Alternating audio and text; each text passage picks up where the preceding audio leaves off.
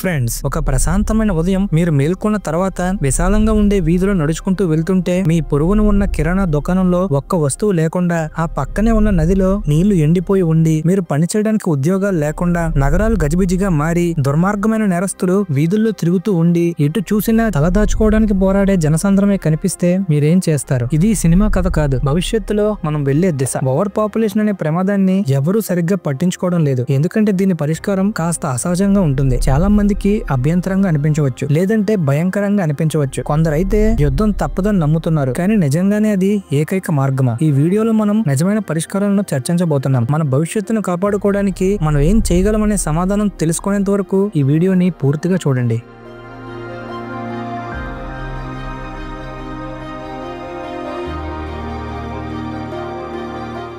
Friends, ఒక్కసారి కళ్ళు మూసుకొని ఇలా ఊహించండి. ఒక ప్రశాంతమైన ప్రపంచం. ఇక్కడ అన్ని వనరులు అందరికీ సరిపోతాయి, అందరికీ తగినంత ఆహారం, నీళ్లు ఉన్నాయి, ఉద్యోగాలు అందరికీ లభిస్తున్నాయి, జనాభా నియంత్రితంగా ఉంది, పర్యావరణం బాగుంది, ప్రతి ఒక్కరికి వైద్యం, విద్య, మంచి జీవన ప్రమాణాలు అందుబాటులో ఉన్నాయి. అయితే ఇది అసాధ్యం అనుకుంటున్నారా? అస్సలు కాదు. ఇలాంటి ప్రపంచం సాధ్యమే, కానీ మనం ఎప్పటికీ ఏమీ చేయలేకపోతే మనం ఎదుర్కొన్న భవిష్యత్తు మరింత భయంకరంగా ఉంటుంది. మనం కొన్ని కఠిన నిర్ణయాలు తీసుకోకపోతే ఈ అద్భుతమైన ప్రకృతి మనపైనే తీర్పును వెలువరిస్తుంది. ప్రస్తుతం మన ప్రపంచ జనాభా 8 బిలియన్లు దాటింది. 2050 నాటికి ఇది 10 బిలియన్లు అవుతుందని అంచనా. అంటే ఇంకా 2 బిలియన్ల మంది భోజనం, నీరు, నివాసం, ఉద్యోగం, విద్య, వైద్యం కోసం పోరాడాల్సి వస్తుంది. అయితే ఇప్పటికీ మనం ఎదుర్కొంటున్న సమస్యల గురించి ఒకసారి ఆలోచించండి. ప్రజలకు ఆహారం తక్కువ అవుతుంది, భూమి కొరత ఏర్పడుతుంది, వాతావరణ మార్పుల వల్ల పంటలు పాడవుతున్నాయి, నీరు అంతకంతకు తగ్గిపోతుంది, ప్రపంచంలోని ప్రధాన నదులు ఎండిపోతున్నాయి, నివాస స్థలాలు లేవు, నగరాలు కిక్కిరిసిపోతున్నాయి, లక్షలాది మంది మరింత దుర్భర జీవితం గడపాల్సి వస్తుంది, ఉద్యోగాల కొరత,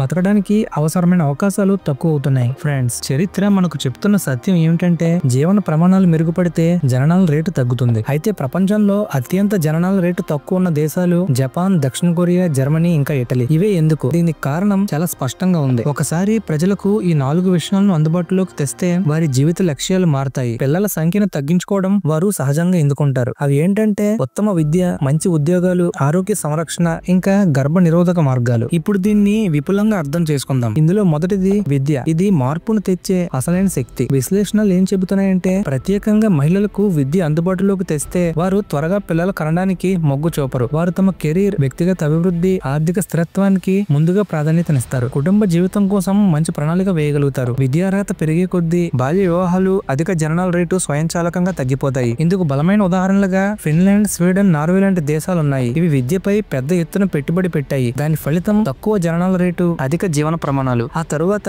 కుటుంబ నియంత్రణ, ఇంకా గర్భ నిరోధకాలు అత్యవసరమైన మార్గం. ప్రపంచంలోని అనేక ప్రాంతాల్లో ప్రజలకు ప్రాథమిక గర్భ నిరోధక పద్ధతులు కూడా అందుబాటులో లేవు. ఫలితంగా అనేక కుటుంబాలు ఆకస్మికంగా పెద్దవిగా మారుతున్నాయి. గర్భ నిరోధకాలు విస్తృతంగా లభిస్తే జననాల రేటు సహజంగా తగ్గిపోతుంది, అనవసరమైన గర్భధారణలు తగ్గిపోతాయి. అప్పుడే కుటుంబ నియంత్రణపై అవగాహన పెరిగి సమాజం మెరుగైన మార్గంలో వెళ్ళగలుగుతుంది. జనాభా నియంత్రణ కోసం తప్పనిసరి చట్టాలు, నిర్బంధ చర్యలు అవసరం లేదు. సరైన అవగాహన, సులభంగా అందే వనరులు ఉంటే చాలు. ఇక తర్వాత ఆర్థిక స్థిరత్వం. చిన్న కుటుంబాలకు అసలు మూలం. పేద దేశాల్లో పిల్లల సంఖ్య అధికంగా ఉండటం జీవన నిమిత్తం ఒక రక్షణ యంత్రంగా మారింది. ఎక్కువ మంది పిల్లలుంటే కుటుంబ ఆదాయం పెరుగుతుందనే భావన ఉంది, కానీ ఆర్థికంగా మెరుగైన దేశాల్లో చిన్న కుటుంబాలే సాధారణం. భవిష్యత్తుపై భయం ఉండదు, పిల్లలకు అవసరమైన వనరులు అందించగలుగుతారు. వాస్తవంగా దేశం అభివృద్ధి చెందితే జనాభా పెరుగుదల స్వయంచాలకంగా తగ్గిపోతుంది. అయితే ఫ్రెండ్స్, జనాభా నియంత్రణకు యుద్ధం అవసరం అని అనుకుంటే ఇది కొంతమంది తప్పుడు తర్కంతో జనాభాను తగ్గించడానికి కఠినమైన చర్యలు అవసరం అని అంటున్నారు. కానీ నిజానికి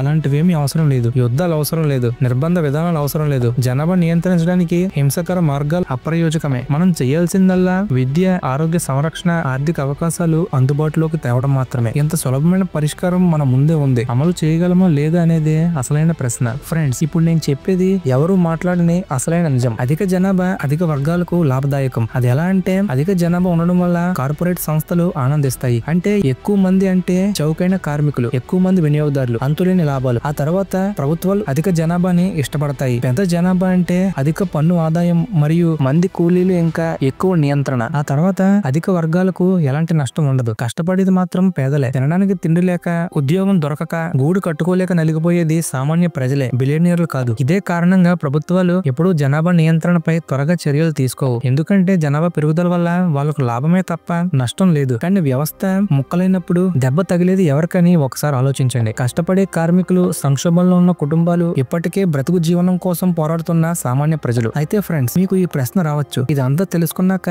నేనేం చేయగలనని. మీరు మొదట విద్యను ప్రోత్సహించండి. ప్రత్యేకంగా మహిళలకు విద్య ఇవ్వడం జనాభా నియంత్రణకు ఉత్తమమైన మార్గం. పరిష్కారాలను ప్రభుత్వాలకు సూచించండి. మనం ఒకటిగా మాట్లాడితే మార్పు తీసుకురాగలం. ఆ తర్వాత స్మార్ట్ డెసిషన్లు తీసుకోండి. మన అభిరుచులు, మన నిర్ణయాలే మన భవిష్యత్తును ప్రభావితం చేస్తాయి. ఎక్కువ మంది దీన్ని అర్థం చేసుకున్నప్పుడు ప్రభుత్వాలు మరియు పెద్ద సంస్థలు దీన్ని విస్మరించలేవు. చివరిగా ఈ వీడియోకి కన్క్లూజన్. ఫ్రెండ్స్, అధిక జనాభా అనే సమస్యను మనం చూసుకోకపోతే భవిష్యత్తు మరింత చెడిపోతుంది. భూమికి సహించగలిగినంత పరిమితి ఉంది. ఒక్కసారి దానిని దాటితే మిగిలేది ఆకలితో అలమటించే ప్రపంచం, నీటి కోసం హతమయ్యే జనసంద్రం. మన చేతుల్లో ఒక అవకాశం ఉంది. మార్పు ఇప్పుడే మొదలు పెట్టొచ్చు. యుద్ధం లేకుండా, బాధ లేకుండా, పర్యావరణానికి అనుకూలంగా మన భవిష్యత్తును కాపాడుకోవచ్చు. ఇక్కడ ప్రశ్న ఏంటంటే, మనం మారతామా లేక మన భవిష్యత్తును ప్రకృతిపై వదిలేస్తామా అనేది. మీరేమంటారు?